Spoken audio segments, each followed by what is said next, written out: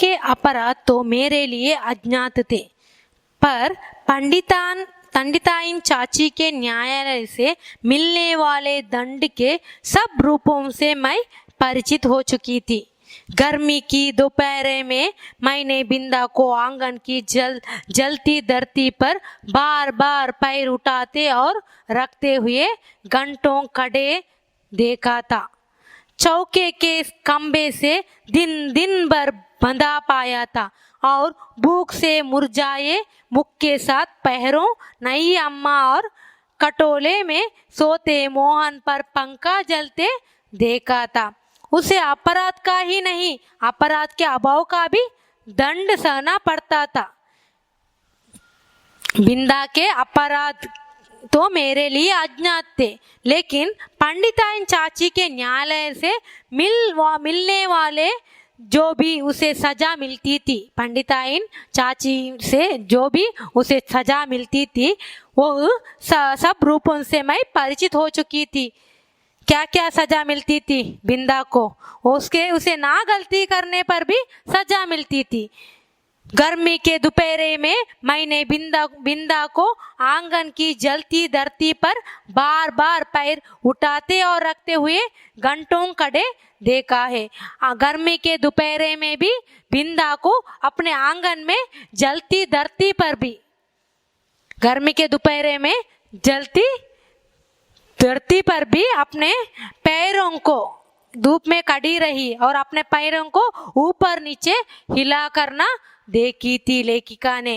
और चौके के खंबे से दिन भर बंधा पाया था, बंधा पाने की सजा भी मिलती थी और भूख से मुरझाए मुख के साथ पैरों नई अम्मा और कटोले में सोते मोहन पर पंखा जलते देखा था। वो बिंदा माँ नई अम्मा और मोहन को पंखा हवा से हवा डाल रही थी और उसे अपराध का ही नहीं, अपराध के अभाव का भी दंड सहना पड़ता था। उसे अपराध करने से ही नहीं, ना अपराध ना गलती करे तो भी सजा मिलती थी। इसी से पंडित जी की तालीम में पंडिताइन चाची का ही काला मोटा और घुंघराला बाल निकलने पर भी दंड बिंदा को मिला। इसी से पंडित जी के खाने में तालीम में पंडिताइन चाची की घुंघरालू मोटा सा करली हेयर निकलने पर भी दंड किसको मिलता था? बिंदा को मिला। उसके छोटे छोटे हाथों से धुल ना सकने वाले उलझे तेलहीन बाल भी अपने स्वाभाविक भूरेपन और कोमलता के कारण मुझे बड़े अच्छे लगते थे। उसके छोटे छोटे हाथों से धुल ना सकने वॉश करने के लिए ना हो सकती, वो भी ऐसी बाल को भी क्या करती थी पंडिताइन चाचा, कैंची से उन्हें कूड़े के ढेर पर बिखरा कर उनके स्थान को बिल्ली की काली धारियों जैसी रेखाओं से भर दिया। वो सीजर कैंची यानी सीजर लिया और अब उसकी बाल कट कर दिया। बिल्ली की किसकी तरह? बिल्ली की बिक्री बाल की तरह, बिल्ली की काले धारियों की जैसी उसको बाल भी कट कर दिया। मानो पर बिंदा ऐसी बैठी रही, लेकिन बिंदा ने ऐसी बैठी रही कि मानो सिर और बाल दोनों नई अम्मा के ही हो। और एक दिन याद आता है, चूल्हे पर चढ़ाया दूध उफना जा रहा था। एक दिन लेखिका को याद है, चूल्हे पर चढ़ाया दूध उफना जा रहा था। उपना यानी बॉयल हो रहा था, उबलने वाला था हो उफना बॉयल हो रहा था। बिंदा ने नन्हे हाथों से दूध की पतीली उतारी। अवश्य उन्होंने बिंदा ने अपने नन्हे हाथों से दूध की पतीली को उतारने की कोशिश की और क्या हुआ? पर उसकी उंगलियों से छूट कर गिर पड़ी, वो दूध नीचे गिर पड़ी। कौलते दूध से जले पैरों के साथ दरवाजे पर खड़ी बिंदा का रोना देख मैं तो हतबुद्धि सी हो रही। ये खौलते दूध बॉइलिंग मिल्क से जले पैरों बॉइलिंग मिल्क पैर पर गिर जाता है और ये जले पैरों के साथ दरवाजे पर कड़ी बिंदा का रोना देखकर लेखिका हतबुद्धि सी हो रही। पंडिताइन चाची से कह कहकर वह दवा क्यों नहीं लगवा देती, यह समझना मेरे लिए कठिन था। उस पर जब बिंदा मेरा हाथ अपने जोर से धड़कते हुए हृदय से लगाकर कहीं छिपा देने की आवश्यकता बताने लगी, मुझे कहीं किसी और जगह पर छिपा लेने की बारे में बताने लगी, तब तो मेरे लिए सब कुछ रहस्यमय हो गया। ये सब मुझे रहस्यमय हो गया। उसे मैं अपने घर में खींच लाई अवश्य, पर ना ऊपर के खंड में माँ के पास ले जा सकी और ना छिपाने का स्थान खोज सकी। इतने में दीवारें लौंक कर आने वाले पंडिताइन चाची के उग्र स्वर ने भय से हमारी दिशाएं रूंध दी। इसी से हड़बड़ाहट में हम दोनों उस कोठरी में जा घुसी जिसमें गाय के लिए घास भरी जाती थी। मुझे तो घास की पत्तियां भी चुभ रही थी।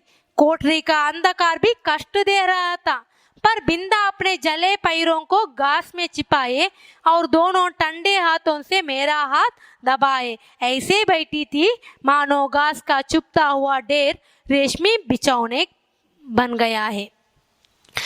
लेखिका ने उसे बिंदा को अपने घर में खींच लाया अवश्य है, घर में ले जाने के लिए कोशिश करती है, पर ना ऊपर के खंड में माँ के पास ले जा सकी और ना छिपाने का स्थान खोज सकी।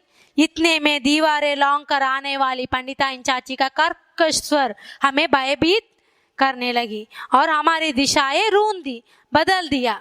इसी से हड़बड़ाहट में हम दोनों उस कोठरी में जा घुसी और जिसमें गाय के लिए घास भरी जाती है, गाय के लिए चारा रख दिया जाता है, उस कोठरी में वो दोनों घुस गई और मुझे तो घास की पत्तियां भी चुभ रही थी। घास की पत्तियां उसे कांटे की समान चुभ रही थी। किसको? लेखिका को। कोठरी का अंधकार भी कष्ट दे रहा था, लेखिका को कोठरी का अंधकार भी कष्ट दे रहा था, पर बिंदा अपने जले पैरों को घास में छिपाए लेखिका को घास की पत्तियां कांटों की समान रही थी। कोठरी का अंधकार भी बहुत कष्ट दे रहा था, लेकिन बिंदा ने अपने जले पैरों को घास में छिपाए और दोनों ठंडे हाथों से मेरा हाथ दबाए ऐसी बैठी थी मानो घास का चुभता हुआ ढेर उसे रेशमी बिछौने यानी बेड बन गया हो। मैं तो शायद सो गई थी, क्योंकि जब घास निकलने के लिए आया हुआ गोपी इस अभूतपूर्व दृश्य की घोषणा करने के लिए कोलाहल मचाने लगा, तब मैंने आंखें मलते हुए पूछा, क्या सवेरे हो गया? लेखिका को नींद आया और क्योंकि जब घास निकलने के लिए आया हुआ गोपी ने अभूतपूर्व दृश्य की घोषणा करने के लिए कोलाहल मचाने लगा, तो लेखिका ने आंखें मलते हुए पूछा, क्या सवेरे हो गया, सुबह हो गया? माँ ने बिंदा के पैरों पर तिल का तेल और चूने का पानी लगाकर जब अपने विशेष संदेश वाहक के साथ उसे घर भिजवा दिया। माँ ने क्या किया? बिंदा के पैरों पर तिल का तेल और चूने का पानी लगाकर अपने विशेष संदेश वाहक के साथ उसे घर भिजवा दिया। तब उसकी क्या दशा हुई यह बताना कठिन है, पर इतना तो मैं जानती हूँ कि पंडिताइन चाची के न्याय विधान में ना क्षमा नहीं करती। पंडिताइन चाची अपने न्याय विधान में क्षमा नहीं करती थी और सिर्फ सजा ही देती रहती थी। फिर कुछ दिनों तक मैंने बिंदा को घर आंगन में काम करते नहीं देखा और अचानक लेखिका को कुछ दिनों तक बिंदा को आंगन में काम करना नहीं देखा। उसके घर जाने से माँ ने मुझे रोक दिया था। उसे बिंदा की घर जाने से माँ ने लेखिका को मना कर दिया था, पर वे प्राय कुछ अंगूर और सेब लेकर वहां हो आती थी। बहुत खुशामद करने पर रुकिया ने बताया कि उस घर में महारानी आई है। बहुत मनाया करने बाद, बहुत खुशामद करने बाद रुकिया ने क्या कहा, बिंदा के घर में महारानी आई है, क्या वे मुझसे नहीं मिल सकती? लेखिका सोचती थी, वो महारानी मुझसे क्यों नहीं मिल सकती? पूछने पर वो मुंह में कपड़ा ठूस कर हंसी रोकने लगी। वो ऐसे पूछने पर रुकिया ने मुंह में कपड़ा ठूस कर हंसी रोकने लगी, बहुत हंसने लगी। जब मेरे मन का कोई समाधान ना हो सका, तब मैं एक दिन दोपहर को सबकी आंख बचाकर चुपके से दोपहर में लेखिका ने चुपके से बिंदा के घर गई। नीचे के सुनसान खंड में बिंदा अकेली एक कॉट पर पड़ी थी। ये दृश्य नजर आई थी कि बिंदा ने एक कॉट पर अकेली पड़ी थी। आंखें गड्ढे में घस गई थी, उसके आंखें वो बहुत पतली हो गई थी और उसके आंखें गड्ढे में घस गई थी। मुख दानों से भरकर ना जाने कैसा हो गया था और मैली सी चादर के नीचे छिपा शरीर बिछौने से भिन्न ही नहीं जान पड़ता था। वो इतनी पतली हो गई थी कि समझ में नहीं आया ताकि बिस्तर कहाँ है और बिंदा कहाँ है। जब कोई भी बच्चा बीमार पड़ जाए तो क्या होता, तब माँ उनके माथे पर क्या का हाथ रख कर बैठती है और उसके पिताजी परेशान से चक्कर काटने हुए दिखाई पड़ता है। लेकिन यहाँ चक्कर काटते घूमते नजर आता है, लेकिन यहाँ सब विरुद्धता। यहाँ का सिचुएशन कैसा था कि बिंदा को डॉक्टर दवा की शीशिया, बिंदा सोने के कमरे में डॉक्टर दवा की शीशिया, सिर पर हाथ फेरती हुई माँ और बिछौने के चारों चक्कर काटते हुए बाबूजी के बिना भी बीमारी का अस्तित्व है। यह मैं नहीं जानती थी, लेकिन लेखिका जानती थी कि जब हमें बीमारी हो जाए तो मेरे माँ मेरे माथे पर हाथ सका कर बैठती है और मेरे पिताजी परेशानी से चक्कर काटते हुए घूमते ही नजर आते हैं। लेकिन यहाँ कुछ भी नहीं था, सिर्फ दवा की शीशिया, सिर पर हाथ फेरती हुई माँ और चक्कर काटते हुए परेशान से चक्कर काटते हुए बाबूजी भी नहीं था और यह मैं नहीं जानती थी। इसी से उस अकेली बिंदा के पास खड़ी होकर मैं चकित सी चारों ओर देखती रह गई। बिंदा ने ही कुछ संकेत और कुछ अस्पष्ट शब्दों में बताया कि नहीं अम्मा मोहन के साथ ऊपर के खंड में रहती है। बिंदा ने संकेत करते हुए कही कि नहीं अम्मा मोहन के साथ ऊपर के खंडों में रहती है और शायद चेचक के डर से, चेचक एक तरह की एक बीमारी है, इसे चिकन पॉक्स, स्मॉल पॉक्स कहते हैं।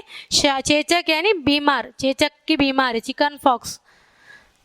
सवेरे शाम बरौनी आकर उसका काम कर जाती है, सवेरे शाम बरौनी आकर घर का पूरा काम करते हैं। चेचक के भय से बिंदा अकेली एक नीचे कमरे में पड़ी थी और उसके देखने के लिए कोई भी नहीं थी। वहाँ माँ सिर उसका माथे पर हाथ रखकर माँ भी नहीं थी और पिताजी भी परेशानी से घूमना नहीं नजर आया। और सिर्फ क्या बिंदा ने ये संकेत रूप से लेखिका से कहा कि नहीं अम्मा मोहन के साथ ऊपर के कमरे में रहती है और शायद चेचक के डर से सवेरे शाम बहुरानी आकर यहाँ की काम सारा कर जाती है। फिर तो बिंदा को देखना संभव ना हो सका, क्योंकि मेरे इस आज्ञा उल्लंघन से माँ बहुत चिंतित हो उठी थी, क्योंकि लेखिका के माँ ने बिंदा को मिलने जाने से रोक दिया था। बहुत दिनों से बिंदा को लेखिका ने नहीं देखी। एक दिन सवेरे ही रुकिया ने उनसे ना जाने क्या कहा कि वे रामायण बंद कर बार बार आंखें पोंछती हुई बिंदा के घर चल दी। एक दिन लेखिका की माँ ने क्या कर दिया, एक रुकिया ने आकर क्या बताया मुझे नहीं पता, वो रामायण की पुस्तक बंद करके आंखें पोंछती, आंखों से आंसू बहने लगी, उसके आंखों में आंसू बहने लगी। वो बिंदा के घर चल गई। जाते जाते वे मुझे बाहर ना निकलने का आदेश देना नहीं भूली थी। इसी से इधर उधर से झांक कर देखना अवश्य हो गया। रुकिया मेरे लिए त्रिकालदर्शी से कम ना थी, क्योंकि रुकिया को सब कुछ पता है, परंतु वो विशेष अन्याय विनय के बिना कुछ बताती ही नहीं। लेकिन उससे अन्याय विनय करना मेरे आत्मसम्मान के विरुद्ध पड़ता था। अतः खिड़की से झांक कर मैं बिंदा के दरवाजे पर जमा हुए आदमियों के अतिरिक्त और कुछ ना देख सकी, और इस प्रकार की भीड़ से विवाह और बारात का जो संबंध है उसे मैं जानती थी। और लेखिका सोचती थी कि ये क्यों बिंदा देखने को क्यों नहीं मिलती। वो खिड़की से झांक कर बिंदा के दरवाजे पर जमा हुए आदमियों के अतिरिक्त और कुछ ना देख सकी। बिंदा के घर के सामने आगे बहुत सारे आदमियों के जमा उन्होंने देखा। इस प्रकार की भीड़ से विवाह और बारात का जो संबंध है उसे मैं जानती थी। तब क्या उस घर में विवाह हो रहा है? इतनी सारी लोगों क्यों वहाँ जमा हो रहा है? क्या इस घर में विवाह हो रहा है? और हो रहा है तो किसका विवाह हो रहा है? तो किसका विवाह हो रहा है? आदि प्रश्न मेरी बुद्धि की परीक्षा लेने लगी। और पंडित जी का विवाह तो तब होगा, वो सोचती थी। ये यहाँ क्या विवाह हो रहा है? बिंदा के घर के सामने बहुत लोग जमा होते हैं। उसे देखकर लेखिका सोचती थी कि क्या उस घर में विवाह हो रहा है? विवाह हो रहा है तो पंडित जी का विवाह तो तब होगा। कब होगा पंडित जी का? तब जब दूसरी पंडिताइन चाची भी मर जाता है, तब पंडित की विवाह होता है। लेकिन मोहन का विवाह असंभव है, वो संभव नहीं है। लेकिन मोहन बहुत छोटा है। यही सोच कर विचार कर मैं परिणाम तक पहुंची कि बिंदा का विवाह हो रहा है क्या, और उसने मुझे बुलाया तक नहीं। इस अचिंत्य अपमान से आहत मेरा मन सब गुड़ियों को साक्षी बनाकर बिंदा को किसी भी शुभ कार्य में नहीं बुलाऊंगी। वो बिल्ली की गुड़िया के साक्षी बनाकर क्या कहती है, मैं मेरे घर में होने वाले सब शुभ कार्यों में मैं नहीं बिंदा को बुलाऊंगी की प्रतिज्ञा करने लगा। कई दिन तक बिंदा के घर झांक कर मैंने माँ से उसके ससुराल से लौटने के संबंध में प्रश्न किया। तब पता चला कि वह तो अपनी आकाशवासिनी अम्मा के पास चली गई। उस दिन से मैं प्राय चमकीले तारे के आसपास फैले छोटे तारों में बिंदा को ढूंढती रहती, पर इतनी दूर से पहचानना क्या संभव था। कई दिन तक बिंदा के घर झांक कर लेखिका देखने लगती है, और लेखिका ने माँ से उसके ससुराल के लौटाने के संबंध में प्रश्न पूछती है। वो ससुराल से कब आएगी ऐसी अपने माँ से प्रश्न पूछती है। तब पता चला कि वह तो अपनी आकाशवासिनी अम्मा के पास चली गई है। और पूछने पर पता चला कि लेखिका को बिंदा ने अपनी आकाशवासिनी माँ के पास चली गई, यानी मर गई। उस दिन से मैं प्राय चमकीले तारे के आसपास फैली छोटे तारों में बिंदा को खोजने की प्रयत्न करती थी। उस दिन के बाद लेखिका ने आकाश की ओर देखकर तारों के आसपास फैली हुई छोटे तारों में बिंदा को खोजने के लिए कोशिश करती थी। इतनी दूर से पहचानना तो मुझे असंभव था।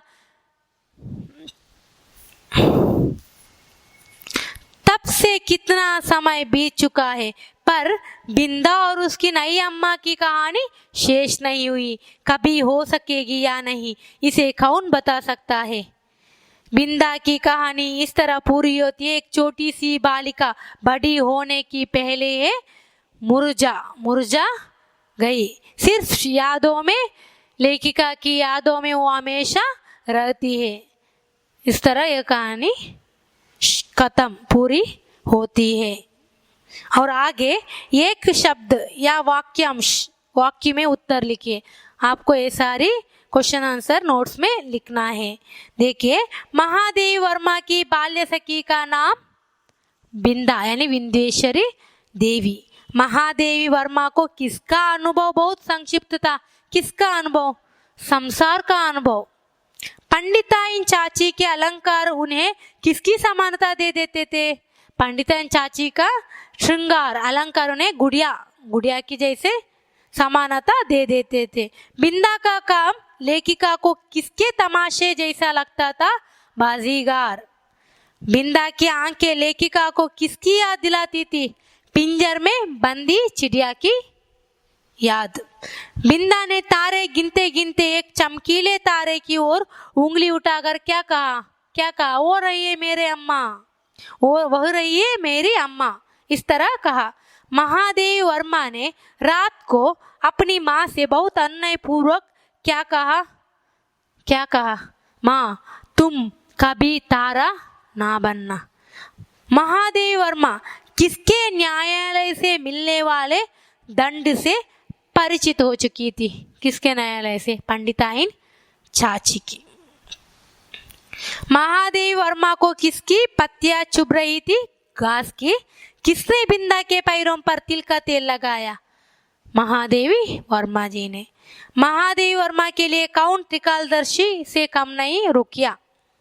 और निम्नलिखित प्रश्नों के उत्तर लिखिए। लॉन्ग क्वेश्चन आंसर भी है। किसने किससे कहा? थर्ड में निम्नलिखित वाक्य किसने किससे कहा? क्या पंडिताइन चाची तुम्हारी तरह नहीं है? किसने कहा? यह वाक्य महादेवी वर्मा ने अपनी माँ से कहा। दूसरा सेकेंड वन, वह रही मेरी अम्मा, किसने कहा? यह वाक्य बिंदा ने महादेवी वर्मा से, लेखिका महादेवी वर्मा से कहा। तुम कभी तारा ना बनना, चाहे भगवान कितना ही चमकीला तारा बनावे, यह हुआ कि महादेवी वर्मा ने अपनी माँ से कहती है। और संदर्भ स्पष्टीकरण कीजिए। फोर्थ में, इसमें आपको उठती है या आऊं, बैल के से दीदे क्या निकल रही है, मोहन का दूध कब गर्म होगा, अबाती मरती भी नहीं, आदि। इसको आपने इस तरह लिखना है, प्रसंग संदर्भ स्पष्टीकरण, इस तरह लिखना है। संदर्भ स्पष्टीकरण ये 3 अंक के लिए पूछे जाएंगे। इसमें आपको संदर्भ, किस संदर्भ में किस पाठ से लिया गया है, इसका लेखक कौन है, प्रसंग में आपको किस पाठ से लिया गया है और इसका लेखक कौन है लिखना है। और संदर्भ में किस संदर्भ में ये बात बोली गई, और स्पष्टीकरण करना है। 3 मार्क्स अंक के लिए पूछे जाएंगे। और 5th में देखिए, बिंदा डैश समस्या का समाधान ना हो सका, बिंदा की समस्या का, फिल इन द ब्लैंक्स, रिक्त स्थान भरिए। इसे कोष्टक में दिए गए कारक चिन्हों से आपको भरना है। बिंदा को मेरा उपाय कुछ जांच नहीं, उसके घर जाने से माँ ने मुझे रोक दिया था, चूल्हे पर चढ़ाया दूध उफना जा रहा था। और अन्य लिंग रूप लिखिए, भिकारिन, इसका अन्य लिंग रूप है भिकारी।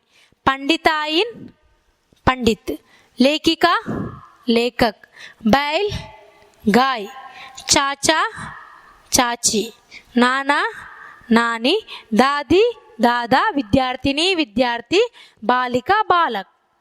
और अन्य वचन रूप लिखिए, बच्चा, इसका अन्य वचन बहुवचन रूप क्या है? बच्चे। कोठरी कोठरिया, सीढ़ी सीढ़ियाँ, मुद्रा मुद्राएं, पंखा पंखे, दरवाजे दरवाज़ा, उंगली उंगलियाँ। विलोम शब्द देखिए, दुर्बल सबल, स्पष्ट अस्पष्ट, ज्ञात अज्ञात, मृत्यु जन्म यानी जनन, स्वर्ग नरक, पुण्य पाप, सुंदर कुरूप, न्याय अन्याय, पराजय जय, स्वाभाविक अस्वाभाविक, ऊपर नीचे। धन्यवाद।